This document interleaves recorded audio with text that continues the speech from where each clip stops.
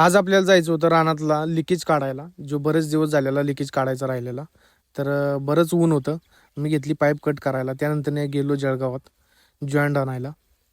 त्यानंतर हे राम मंदिराचं दर्शन घेऊन आपण आलो पुढं. त्यानंतर पाईप घेतली गाडून, जॉईंट वगैरे करून, आणि त्यानंतर आलो आपण घरी आल्यानंतर आपल्याला जायचं होतं कोरेगावला, DP भोसले कॉलेजवर ट्रेड फेअर डे होता. तर पहिलं तर आलो आपण तडावळ्यातनं जरा पुढं आल्यानंतर आपण पोचलो चांदवडीत आणि कोरेगाव.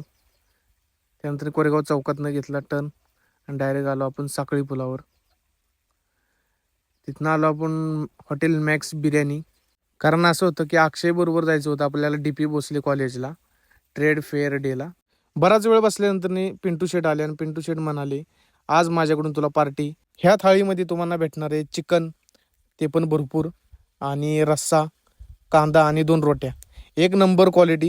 त्यानंतर एक काढली सेल्फी व्हिडिओ आणि चिकन घेतलं. तर चिकन एकदम तोंडात टाकलं तसं विरघळूनच गेलं, एक नंबर क्वालिटी. त्यानंतर सेल्फी व्हिडिओ काढली. इथं तुम्हाला चिकन 65 पण भेटतं.